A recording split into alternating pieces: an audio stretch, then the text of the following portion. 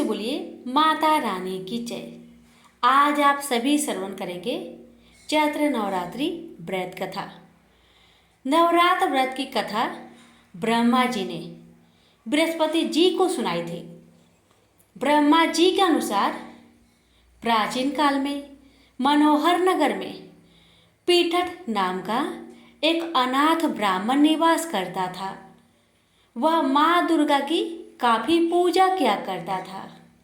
उसके घर सुमति नाम की कन्या का जन्म हुआ।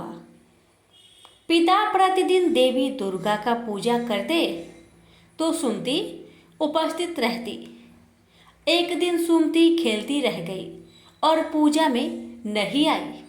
पिता को पुत्री की इस बात पर क्रोध आया और बोला, आज तूने भगवती का पूजन नहीं किया, इस कारण मैं किसी कुष्ठ रोगी या दरिद्र मनुष्य के साथ तेरा विवाह करूंगा। पिता के वचन सुन सुमति बोली, मैं आपकी कन्या हूँ तथा सब तरह आपके अधीन हूँ। जैसी आपकी इच्छा हो वैसा ही करो। राजा से, कुष्ठी से, दरिद्र से अथवा जिसके साथ चाहो मेरा विवाह कर दो, लेकिन होगा वही जो मेरे भाग्य में है। ब्राह्मण ने क्रोधित हो सुमति का विवाह एक कुष्ठी के साथ कर दिया और अत्यंत क्रोधित हो पुत्री से कहने लगा, हे पुत्री, अपने कर्म का फल भोगो। देखो भाग्य के भरोसे रहकर क्या करती हो। उस बालिका की दशा देख भगवती प्रकट हुई और बोली कि पुत्री, मैं तेरे पूर्व जन्म के पुण्य के प्रभाव से प्रसन्न हूँ। तू पूर्व जन्म में निषाद भील की स्त्री थी और अति पतिव्रता थी। एक दिन तेरे पति निषाद ने चोरी की। चोरी करने के कारण तुम दोनों को सिपाहियों ने पकड़ लिया और ले जाकर जेल खाने में कैद कर दिया। नवरात्र के दिनों में तुमने न तो कुछ खाया और न जल ही पिया। इस प्रकार 9 दिनों तक नवरात्र का व्रत हो गया। हे ब्राह्मणी, उन दिनों में जो व्रत हुआ, इस व्रत के प्रभाव से प्रसन्न होकर मैं तुझे मनोवांछित वर देती हूँ। तुम्हारी जो इच्छा हो सो मांगो। उसने माँ से कहा कि हे माँ, मेरे पति का कोढ़ दूर करो। देवी ने कहा, उन दिनों तुमने जो व्रत किया था, उस व्रत का एक दिन का पुण्य पति का कोढ़ दूर करने के लिए अर्पण करो। उस पुण्य के प्रभाव से तेरा पति कोढ़ से मुक्त हो जाएगा। तब उसके पति का शरीर भगवती दुर्गा की कृपा से कुष्ठ रोग से रहित हो गया। ब्रह्मा जी बोले, हे बृहस्पति, उस ब्राह्मणी की स्तुति सुन देवी प्रसन्न हुई और ब्राह्मणी से बोली, तेरे उदालय नामक अति बुद्धिमान, धनवान, कीर्तिवान और जितेंद्रिय पुत्र शीघ्र उत्पन्न होगा।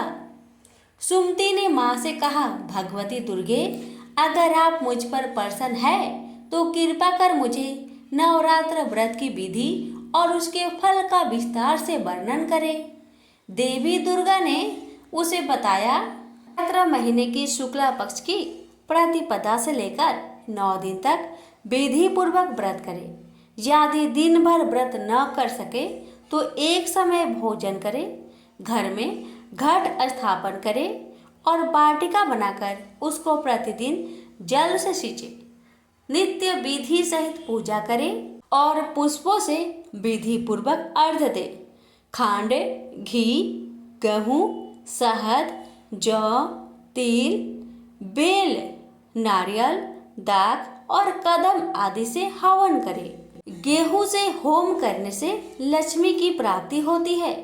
खीर एवं चंपा के पुष्पों से धन की और बेल पत्तों से तेज व सुख की प्राप्ति होती है।